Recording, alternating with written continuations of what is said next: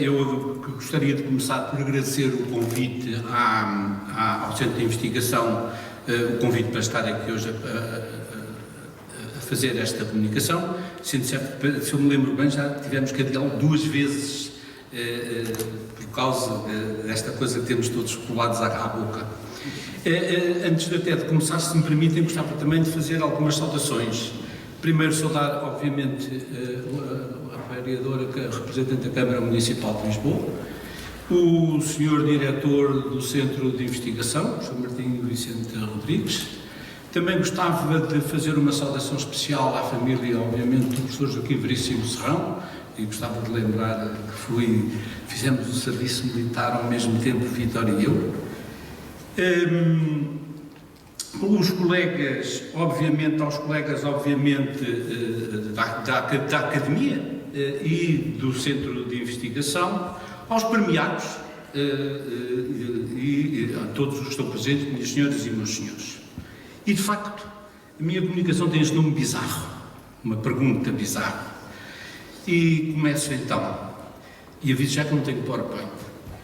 Por razões pessoais e académicas, há cerca de 40 anos que dedico uma especial atenção e estudo ao Mediterrâneo, por onde tenho também circulado.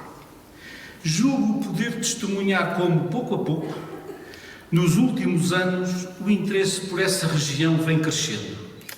É certo que continuam a ser escassos os trabalhos de história, muito escassos de facto, mas é visível que temas como os relativos à política e à segurança, ou mesmo sobre a agricultura, são cada vez mais comuns. Quase sempre nota-se a dificuldade em perceber as especificidades dessa região. O Mediterrâneo Oriental, por exemplo, mais longe do nosso país, foi magnificamente descrito na primeira parte da última obra de Amin Maalouf, chamado ou intitulado O Naufrágio das Civilizações, que eu já só vivi na sua última fase, porque hoje já não tem nada a ver com o Mediterrâneo de há 30 anos. Como referia um colega meu antropólogo, o que mais impressiona nesta região é a existência de fronteiras por todo o lado. Não me refiro só à fronteira dos Estados, mas às que se percebem tantas vezes nos territórios, nas cidades e mesmo nas ruas. Muitas vezes estas diferentes geram conflitos, mas muitas outras vezes foi possível negociar. O extraordinário é que as comunidades foram sendo capazes de gerirem estas tensões que surgiram ao longo da história entre os que estão e os que chegam. E tudo isto faz da bacia do Mediterrâneo uma região complexa e muito diferente das outras. Afinal, percebe-se porque esta pouca importância das teses académicas e nas obras de história. A narrativa que se foi construindo sobre a trajetória e a própria história de Portugal durante séculos estava ligada à presença portuguesa no Atlântico e no Índico, no qual o reino jogava um papel primordial, sendo que o Mediterrâneo foi sempre um espaço do qual se ia afastando e onde sempre teve um papel mais secundário. A ideia de termos abandonado o Mediterrâneo pode parecer estranha, pelo que vale a pena lembrar um pouco essa história. Há muitos anos, na minha tese de doutoramento, a qual tratava da atividade económica e social de mercadores portugueses no Mediterrâneo Ocidental e Central, apontei uma espécie de marco para significar o abandono de Portugal do interesse por esse mar, que durante tantos anos foi um dos centros da política externa portuguesa, como de toda a Europa. Então, a alternativa estava, claro, no Atlântico e na tentativa de encontrar o caminho para a Índia, onde se chegou, como todos sabem, criando outros centros de interesse para o reino. Esse marco que escolhi e reconheço é arbitrário. É um documento de 10 de janeiro de 1481, publicado no volume 3º dos Descobrimentos, pelo qual Dom João II dava carta de seguro aos mercadores de Tlemcen, no norte de África, para aportarem nos portos do reino. Por outras palavras, o monarca português, não abandonando completamente a política de conquista em Marrocos e na costa atlântica, punha oficialmente fim à ideologia de razia e pilhagem que tinha marcado todo o século XV. Para dizer a verdade, não era só isto que então estava a mudar. E esta medida também é o espelho da diminuição da margem de manobra dos reis portugueses desse século XV. De facto, Portugal começava a ter dificuldades em manter no Mediterrâneo a sustentação dos seus interesses. Depois da irrupção dos otomanos pela região, Portugal tinha começado a substituir as cidades italianas no abastecimento do mercado de escravos que se vendiam pela Sicília e Catalunha. Note-se, todavia, que o reino mal era capaz de assegurar o terço dos 4 a 5 mil escravos que Génova e Veneza conseguiam escoar para a Europa. Por outro lado, se era certo que nos finais do século XV o reino conseguia colocar no mercado atual Istambul o açúcar da Madeira, estava muito dependente das condições de transporte e controle político que se iam deteriorando. Uma coisa as fontes escritas testemunham, a lenta diminuição da presença de comerciantes e navios portugueses no Mediterrâneo. Aliás, as condições políticas só ajudavam a essa transformação. Que o comércio de escravos e cativos se tinha transformado num assunto cada vez mais importante na balança comercial do reino, como hoje se diria, consultem-se as consultas promovidas por Dom Afonso V a partir de 1454, que com a ajuda do abade do mosteiro do Boro, para definir um regulamento para a remissão dos cativos, uma espécie de um sucedâneo do comércio de escravos. Mas as opções do monarca ainda eram mais difíceis por outros motivos. No Mediterrâneo Ocidental, ao longo do século XV, os mercadores portugueses, nas suas atividades, cooperavam bastante com os mercadores oriundos de Castela. Muitas vezes, nas comunidades estabelecidas nesses portos, não era raro portugueses e castelhanos terem o mesmo cônsul e representantes para defender os seus interesses junto às autoridades locais. No Atlântico era completamente diferente, já que as disputas e a concorrência eram permanentes, disputava-se tudo, fossem os direitos de conquista, de navegação, de descobrimento e de zonas de influência. Poderia um país pequeno, pouco populoso, sem grandes recursos, rural e pobre, manter todas estas frentes? A resposta a esta questão permanecerá durante muitos anos. Toda esta situação era muito complexa e, para mais, a posição dos reis de Portugal também estava internamente condicionada. Por um lado, em relação às conquistas das cidades do norte de África, uma parte da nobreza do reino empurrava o rei para a conquista, a guerra de razia e o corso, mas ao mesmo tempo os mercadores e marinheiros, em grande medida desprovidos de influência política, pretendiam estabilidade e livre acesso às praças muçulmanas para os seus negócios. Era esta última preocupação que correspondeu à necessidade de solicitar ao Papa, mesmo a seguir à conquista de Ceuta, uma autorização para continuar a fazer comércio com os infiéis, a qual foi concedida pela búbula Super Gregum Dominicano de Martim V e assinada logo em 1418.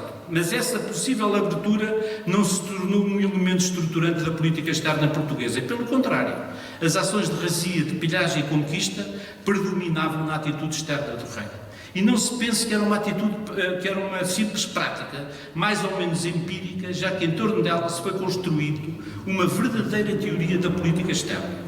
A esse propósito, gosto de lembrar um documento do chamado Arquivo do Reino de Valência e que desenterrei já há muitos anos. O documento foi escrito por um certo Bernardo Fum, um seu procurador, um cidadão de Valência, que depois de uma expedição de corso bem-sucedida realizada por ele e um navio português vindo de Ceuta, arriscava-se a perder os escravos que tinha capturado em falso das políticas de boa vizinhança com o mundo islâmico que os reis de Aragão então defendiam. O documento, uma espécie de memorando entregue ao chamado Baile Geral do Reino de Valência, é muito interessante para perceber a política portuguesa de então. Assim, depois de mais uma vez narrar os sucessos em que participou, ele resumia também de forma sistemática em alguns pontos os aspectos básicos da sua argumentação da contestação da sentença e que ameaçava libertá-los. São estes argumentos um verdadeiro repositório da posição de Portugal que perdurará até o tal documento de Dom João II. E resumo aqui o principal argumento. Primeiro, porque em matéria factual negava as declarações dos mouros que se disseram oriundos do Reino de Granada, acrescentando que, ao serem interrogados, os cativos tinham reconhecidos todos serem do Norte de África. Seguidamente, lançou-se nas questões de direito que eram essenciais. E assim, como segundo argumento, Bernardo Fum considerava que, ainda que os mouros fossem de Granada, mesmo assim deveriam ser considerados de boa guerra e, portanto, vendidos no mercado.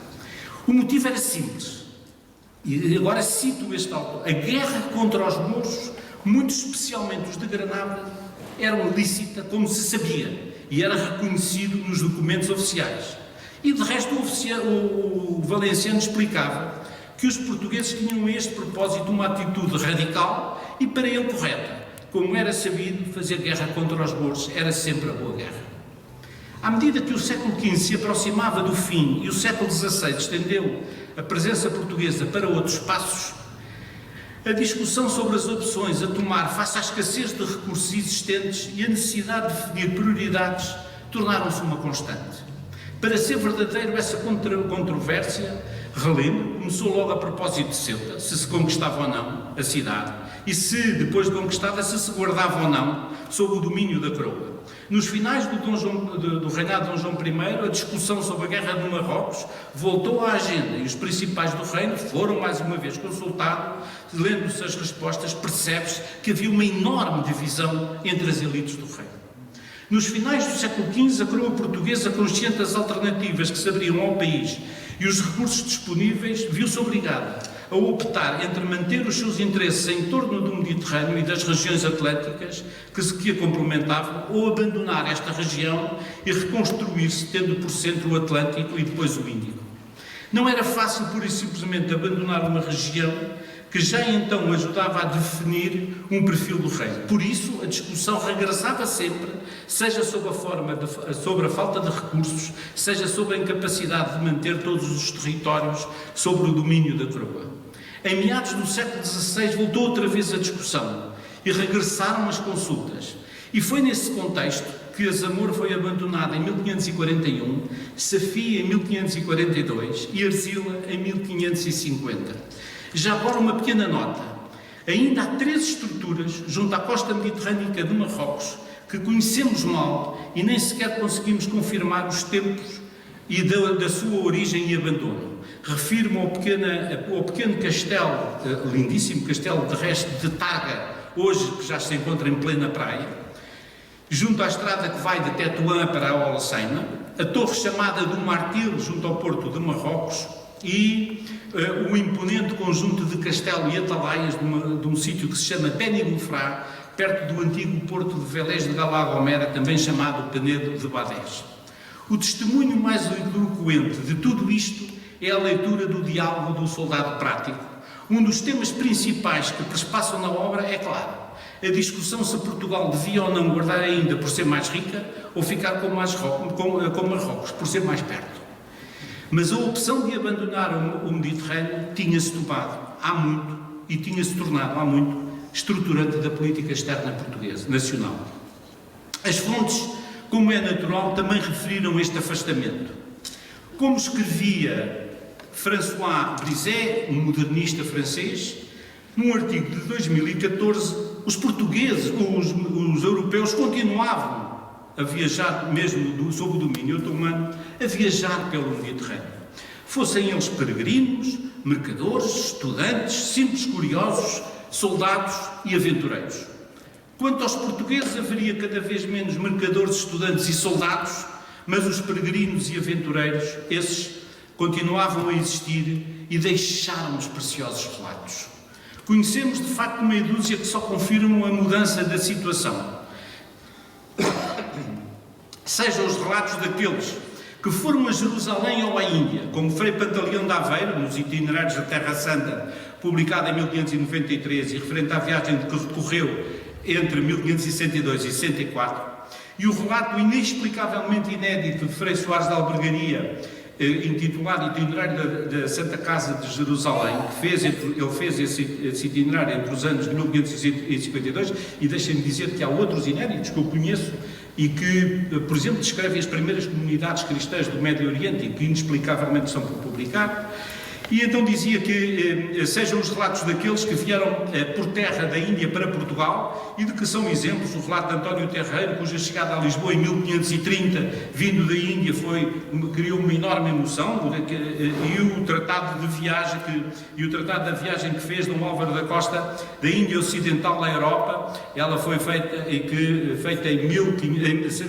publicada em 1610-611, essa foi feita em 1610-611, porque o que foi publicado em 1608 foi outro itinerário de Frei Gaspar de São Bernardino, chamado Itinerário da Índia por Terra. Uma conclusão parece para os séculos XVII e XVIII e parece razoável. Para além da vertente religiosa, os interesses da coroa e dos portugueses foram-se afastando irremediavelmente do Mediterrâneo. Mas o século XIX não mudará muito a situação, apesar da moda, digamos assim, de viajar pelo Mediterrâneo começar a interessar as elites europeias. Chama a atenção agora aqui neste caso, no caso de Portugal, para dois textos. O primeiro, o interessantíssimo relato, intitulado De Lisboa ao Cairo, cenas de viagem de Ricardo Augusto Pereira Guimarães, político, liberal, escritor e jornalista, que foi publicado em 1876, quando o autor viajou ao Egito. Na minha opinião, que não sou para isto especialista, devo confessar que é um relato mais expressivo do que do próprio Essa, que talvez por serem dirigidos a ser lidos num jornal, não tinham tanta força do ambiente vivido, e ele fez dois, um de Port Said da Suez, que publicou em 1870, em 4 artigos do Diário de Notícia, e depois os filhos publicaram O Egito, Notas de Viagem. E chegamos ao século XX. Como disse, durante séculos, este Mediterrâneo foi essencialmente um mundo e um lugar desconhecido, ou pelo menos longínquo para os portugueses. A correspondência de Manuel Teixeira Gomes a familiares e amigos, escrita já em pleno século XX, é um ótimo espelho desse afastamento. Talvez por isso tenham despertado tanta curiosidade em Portugal. Lanço a todos, aliás, o desafio de voltarem a ler estas páginas extraordinárias da correspondência deste nosso antigo presidente, e que, além do humor que ele tinha a escrever, nos permitem antever o que era esse Mediterrâneo nos anos 30 do século passado. Hoje, muitos indicadores apontam o regresso de Portugal a esse mar. Quer queiramos, quer não. As migrações massivas, as instabilidades políticas, os programas europeus e nacionais, a curiosidade que o conhecimento das sociedades árabes e islâmicas tem vindo a despertar, a necessidade de conhecer os locais em que são mensuráveis as alterações climáticas, mais características, e muitos outros, são um bom exemplo dessa aparente vontade ou inevitabilidade do retorno do Mediterrâneo. E estamos mesmo a querer voltar ao Mediterrâneo? E estamos mesmo preparados para isso? Como escrevi noutros lugares, se julgamos que pelo facto de estarmos num cantinho da Europa, nos livramos dos problemas das migrações massivas e das delicadas questões da integração e da presença da diversidade, estamos enganados. O melhor era prepararmos. O primeiro passo deveria começar por ser realmente conhecermos os países da bacia do Mediterrâneo, que de uma forma geral só conseguimos compreender e conhecer através da televisão e de curtos períodos de férias. E volto ao princípio. Seria útil que os historiadores voltassem a dar atenção a esta região. Muito obrigado.